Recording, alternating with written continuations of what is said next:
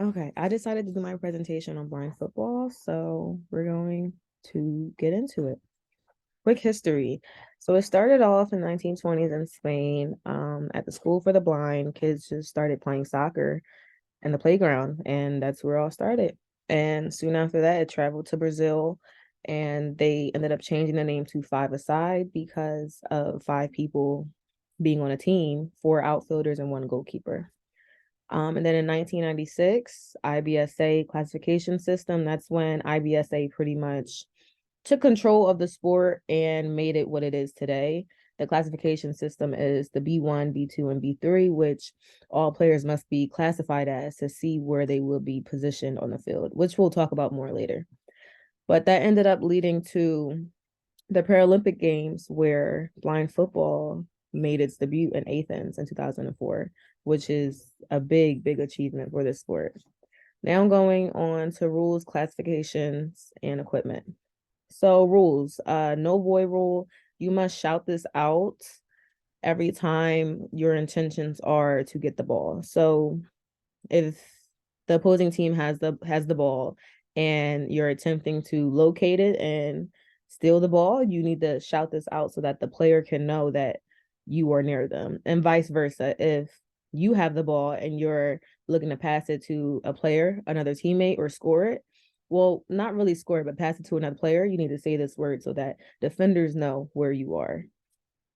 Sandwich rule, it's kind of like the scenario that's in this picture in the top right. So when the opposing team has the ball and there are two defenders, only one defender can duel it out for the ball. Two defenders can't two defenders can't defend one person for the ball. It has to be a one-on-one. And then all outfield players must wear eye shades and they cannot take them off no matter what.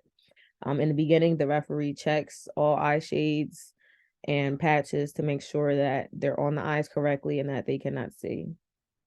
Fouls do result in a 4-second free kick, and if the kick takes longer than 4 seconds, the opposing team is now giving a free kick. Outfield players must be B1 and goalkeeper must be B2 or B3. So B1 meaning completely blind, and B2 and B3 means partially sighted.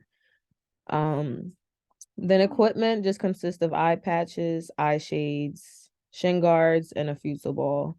And a futsal ball is just uh, a typical soccer ball, but it has a sound system inside, and it's mainly beads. And that's how they locate the ball. Oop. Scoring and penalties. So a major foul equals a yellow or a red card. And after a player is given 5 fouls, they must leave the field. So pretty much ejected from the game. An indirect kick is given to the other team if the goalkeeper, one, touches the ball a second time before it's touched another player, or two, touches the ball with their hands after it was kicked. So I wrote about David Clark in my paper because he's the most known blind football player. That's what Google said, so I'm going with Google. In his early life, he was diagnosed with glaucoma.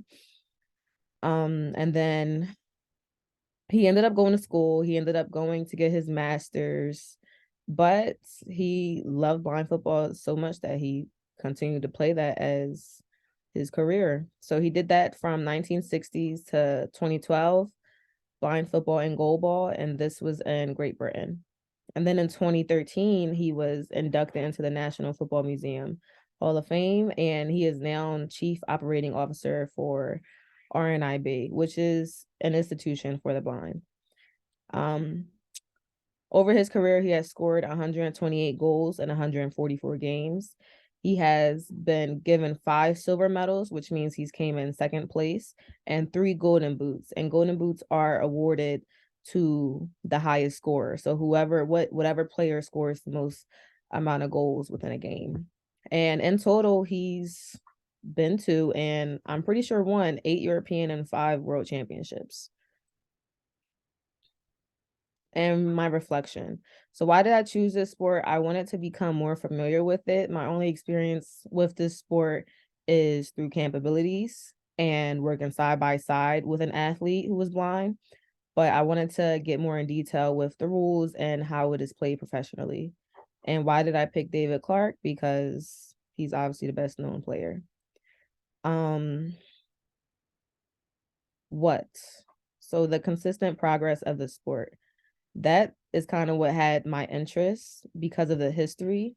As soon as the sport became known, it just continued to get bigger and bigger. So I really like the consistency and how we came from not even being a national sport to now being played at Paralympic level and championship games.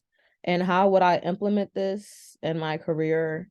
I would implement the equipment like eye shades for a add-on lesson of soccer.